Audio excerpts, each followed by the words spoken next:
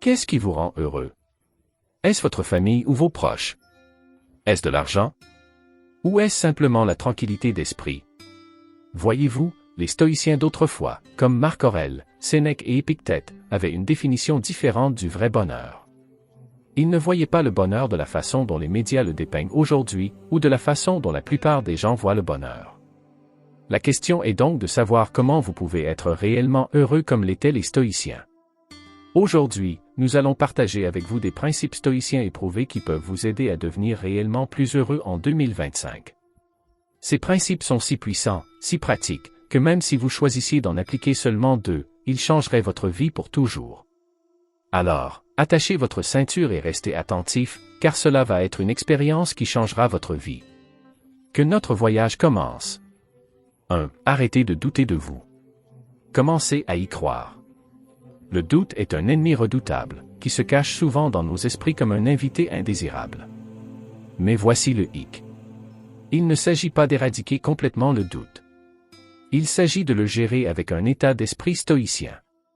Voyez-vous, même les stoïciens n'étaient pas à l'abri du doute de soi, mais ils connaissaient l'art de l'exploiter. Prenez Marc Aurèle, par exemple, un homme qui a gouverné un empire, mais qui a trouvé le temps de s'interroger et de se conseiller. Son approche ne consistait pas à ignorer le doute, mais à le défier. Il a demandé si cette pensée était bénéfique. Est-ce que cela améliore ou entrave ma vie? C'est un signal pour nous. Lorsque le doute s'insinue, nous pouvons le confronter à ces questions, en le transformant d'un obstacle en un outil d'autoréflexion et de croissance. C'est amusant, d'une certaine manière, de voir comment nous amplifions souvent nos doutes alors que les solutions sont plus simples que nous ne le pensons. Aurelius a pensé, notre vie est ce que nos pensées en font. Ces mots ne sont pas seulement poétiques, c'est un mantra pratique. Imaginez ceci. Vous êtes sur le point de commencer un nouveau projet ou de vous lancer dans un nouveau passe-temps. Le doute murmure, vous ne pouvez pas. C'est ici que vous retournez le scénario. Reconnaissez le doute, puis contrez-le avec des preuves de vos succès passés, aussi petits soient-ils. 1. Ce simple acte de confiance en soi peut être le premier pas vers un vous plus heureux. N'oubliez pas que le bonheur ne vient pas de l'absence de doute, mais de votre capacité à croire en vous, malgré cela. 2. Réfléchissez à votre vie. Avez-vous déjà interrompu votre frénésie Netflix pour vous demander si c'est tout? Soyons réalistes, réfléchir sur votre vie ne signifie pas que vous devez gravir une montagne et méditer. Il s'agit de prendre un moment, peut-être pendant que vous sirotez votre café du matin, pour vous poser des questions sérieuses. Vous pouvez vous poser des questions telles que « Qu'est-ce qui me fait sortir du lit tous les matins ?» ou « Pourquoi est-ce que j'agis comme je le fais ?» Imaginez maintenant votre vie en tant que film. Le regarderiez-vous, ou vous endormiriez-vous avant la fin du générique d'ouverture? Réfléchir, ce n'est pas être dur avec soi-même, c'est être honnête. Si votre routine quotidienne se résumait à une vidéo YouTube, appuyeriez-vous sur le bouton j'aime ou passeriez-vous à côté? N'oubliez pas que vous êtes le réalisateur de ce spectacle. C'est à vous de le rendre digne d'une frénésie. D'accord, parlons rêves. Pas les rêves bizarres de se présenter au travail en pyjama, mais vos vrais rêves, je veux tellement mauvais. Sont-ils assis sur une étagère à prendre la poussière? Il est temps de les dépoussiérer. Décomposez-les en étapes aussi simples que votre liste de tâches du matin. Pensée Y. Si vous pouvez vous rappeler de charger votre téléphone tous les soirs, vous pouvez certainement faire de petits pas vers vos rêves. C'est à vous d'écrire l'histoire de votre vie, alors faites-en une que vous aimeriez raconter. 3. Concentrez-vous sur ce que vous pouvez contrôler. L'imprévisibilité de la vie peut parfois sembler écrasante, mais il y a un secret pour rester serein. Concentrez-vous sur ce que vous pouvez contrôler. Tout comme lorsque vous jouez à un jeu vidéo, vous ne pouvez pas contrôler la conception des niveaux ou le comportement des autres joueurs, mais vous pouvez maîtriser vos mouvements. De même, dans la vie, concentrez-vous sur vos actions, vos pensées et vos attitudes. Il s'agit de votre joystick et de vos boutons. Utilisez-les à bon escient. Sénèque, un philosophe stoïcien bien connu, s'est un jour retrouvé en exil. La plupart verraient l'exil comme une perte de contrôle, mais pas Sénèque. Il s'est replié sur lui-même, se concentrant sur son écriture et ses pensées, cultivant son jardin intérieur. Il ne s'agissait pas d'une retraite, mais d'un objectif stratégique sur ce qu'il pouvait contrôler. Ses écrits de cette période témoignent du pouvoir de diriger l'énergie là où elle compte le plus. C'est une leçon aussi pertinente aujourd'hui qu'elle l'était dans la Rome antique. Certaines choses sont sous notre contrôle et d'autres non. Cette citation, souvent attribuée à Épictète, résume l'essence du stoïcisme. Épictète lui-même connaissait les limites de son contrôle et se concentrait plutôt sur sa vie intérieure, ses pensées et ses réponses. En adoptant cette philosophie, nous pouvons nous aussi devenir non seulement plus heureux, mais aussi plus satisfaits et plus résilients, tout comme il était au milieu du chaos de la vie. N'oubliez pas qu'il ne s'agit pas de contrôler la tempête, mais d'apprendre à danser sous la pluie. Il y a un dicton célèbre, vous obtenez ce que vous donnez. Imaginez que vous jetez un caillou dans un lac. Les ondulations qu'il crée se propagent au loin, atteignant des endroits où le caillou n'a jamais pu le faire. C'est le pouvoir de faire du bien aux autres. Chaque petit geste de gentillesse, qu'il s'agisse de tenir la porte à quelqu'un ou de partager un sourire, crée des ondulations dans le monde qui nous entoure. Il ne s'agit pas de grands gestes, c'est la gentillesse au quotidien qui compte vraiment. En rendant la journée de quelqu'un d'autre un peu plus lumineuse, nous éclairons par inadvertance la nôtre. Maintenant, voici le hic. Le bien que vous faites retrouve souvent son chemin vers vous, mais pas toujours de la manière dont vous l'attendez. C'est comme lancer un boomerang de gentillesse. Il reviendra, parfois sous la forme d'un sourire reconnaissant, d'autres fois comme un coup de main lorsque vous vous y attendez le moins. Il ne s'agit pas de compter les points, mais plutôt de comprendre que nos actions contribuent à un monde plus gentil et plus compatissant. Et dans ce monde, le bonheur trouve un terrain fertile pour grandir. Sénèque, qui comprenait le pouvoir de la bienveillance, a dit un jour, « Partout où il y a un être humain, il y a une opportunité de bonté. » Sénèque ne s'est pas contenté de prêcher. Il pratiquait la générosité et la gentillesse, conseillant et aidant souvent les autres sans rien attendre en retour. Sa vie nous enseigne que le vrai bonheur ne vient pas de ce que nous acquérons, mais de ce que nous donnons. Entrons en 2025 le cœur ouvert, prêt à répandre la gentillesse. Après tout, une bonne action est un pas vers une vie plus heureuse. 5. Faire moins, mieux. Avez-vous déjà essayé de jongler? Commencez avec trop de balles et elles finissent toutes par terre. La vie est un peu comme ça. Essayer de tout faire mène souvent à peu de résultats.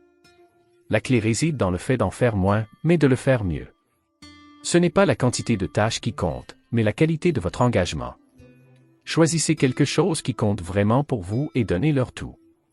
Cette approche ciblée améliore non seulement vos compétences, mais apporte également un sentiment plus profond de satisfaction et d'accomplissement. Simplifier la vie, ce n'est pas avoir moins. Il s'agit d'avoir plus de ce qui compte. 6. Réduisez votre liste de tâches à l'essentiel. Comme un sculpteur ciselant l'excédent pour révéler une belle statue, supprimez l'inutile de votre vie pour découvrir vos véritables priorités. Cette clarté mène à l'action, et l'action mène au bonheur. En vous concentrant sur moins de choses, vous pouvez canaliser votre énergie plus efficacement, en faisant en sorte que chaque effort compte. Marc Aurèle a dit un jour, « Concentrez-vous chaque minute comme un Romain à faire ce qui est devant vous avec un sérieux précis et authentique, avec tendresse, volonté et justice. » Il n'était pas seulement le souverain d'un empire, mais aussi un souverain de son temps et de son objectif. Il a établi des priorités, délibéré et agi avec intention. Dans notre quête du bonheur, souvenons-nous de sa sagesse. En nous concentrant sur le fait de faire moins, mais de le faire mieux, nous nous ouvrons à un monde d'excellence et de satisfaction. Rétrécissons donc notre regard pour élargir notre impact. 6. Soyez reconnaissants. Prenons un moment pour réfléchir à la gratitude. Vous savez, c'est comme si vous trouviez un billet de 5 $ dans votre vieille veste. Il a toujours été là, mais dès que vous le trouvez, votre journée s'éclaircit un peu. C'est ce que la gratitude fait à la vie. Il s'agit d'apprécier les petites choses, une tasse de café chaud, un texto d'un ami, le coucher de soleil. Lorsque vous commencez à remarquer et à être reconnaissant pour ces moments, la vie devient soudainement plus riche. Il ne s'agit pas d'attendre que de grandes choses se produisent. Il s'agit de trouver de la joie dans l'ordinaire.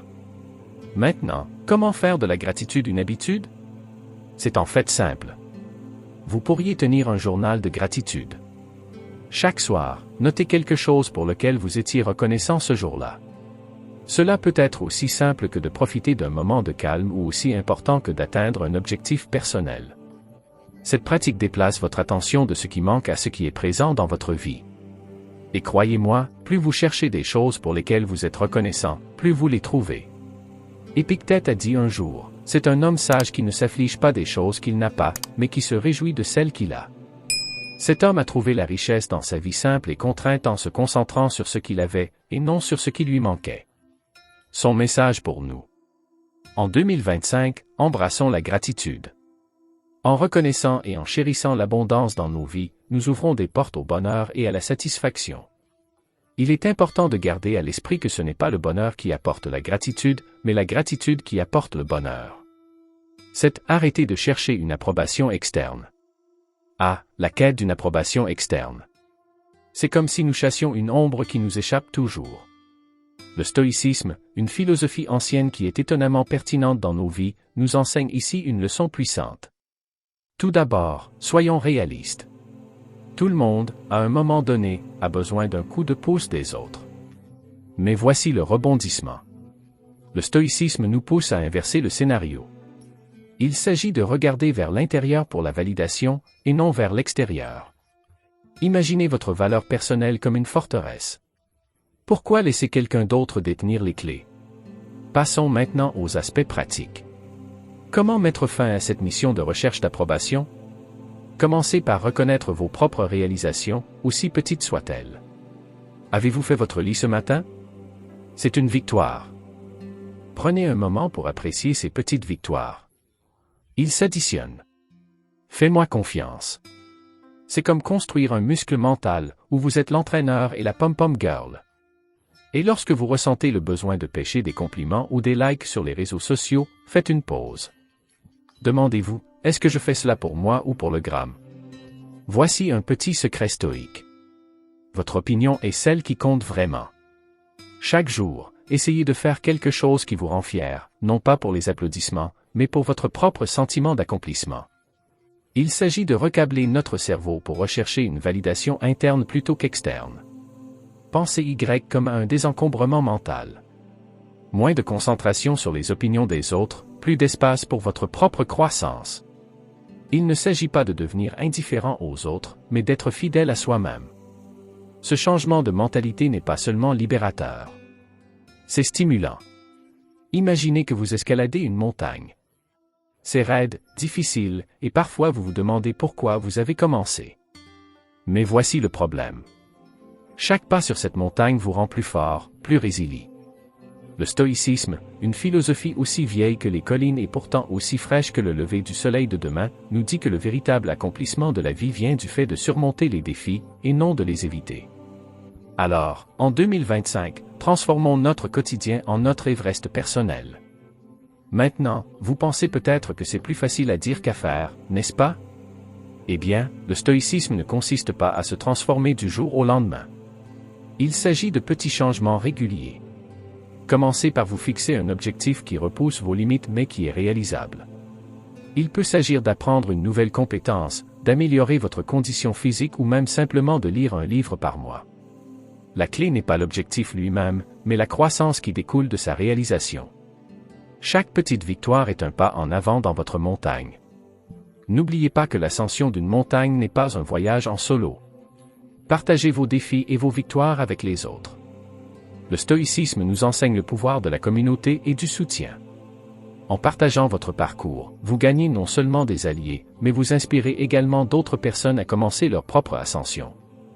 Alors que nous entrons dans 2025, mettons-nous au défi, soutenons-nous les uns les autres et profitons de la vue depuis nos sommets personnels. Bonne montée. 9. Riez plus. Rire davantage n'est pas seulement une suggestion joyeuse. C'est la pierre angulaire d'une vie heureuse, faisant écho à la sagesse des anciens stoïciens. Prenez Chrysippe, un philosophe stoïcien qui serait mort de rire. Bien qu'il s'agisse d'un exemple extrême, il souligne une vérité profonde. Le rire est une affaire sérieuse. C'est un outil qui allège nos fardeaux et met en perspective nos défis. Imaginez un instant l'absurdité des petits drames de la vie vus à travers le prisme de l'humour. Votre café se renverse, et au lieu de la frustration, il y a un rire sur le timing bizarre de l'univers. C'est le stoïcisme en action, qui nous rappelle que tout ne mérite pas un froncement de sourcils. Maintenant, comment faire entrer plus de rire dans le puzzle de la vie moderne? C'est plus simple que vous ne le pensez. Commencez par chercher le côté léger des situations quotidiennes. Embouteillage? C'est l'occasion de jouer à votre podcast humoristique préféré. Une dure journée de travail? Échangez des histoires avec des amis sur qui a fait la rencontre la plus bizarre. Il ne s'agit pas d'ignorer les complexités de la vie, mais de choisir une perspective joyeuse. C'est une approche pratique et stoïque. Contrôlez ce que vous pouvez, vos perspectives et vos réactions, et lâchez ce que vous ne pouvez pas.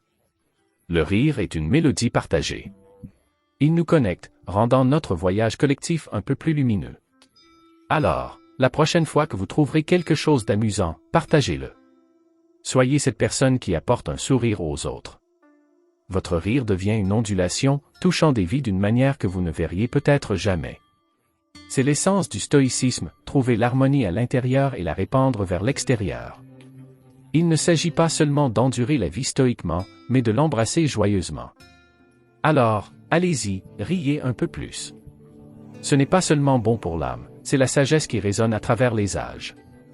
10. Aimez votre destin. Aimez votre destin. Cela semble être un défi de taille, non? Pourtant, c'est là que l'ancienne sagesse du stoïcisme se croise avec notre monde en évolution rapide et féru de technologie. Le stoïcisme ne consiste pas à supprimer des émotions ou à endurer une douleur avec une lèvre supérieure raide. Il s'agit d'embrasser tout ce que la vie vous réserve avec un esprit positif. Pensez Y comme au surf. Les vagues viendront, grandes et petites, mais c'est votre habileté à les surfer qui compte, pas la taille de la vague.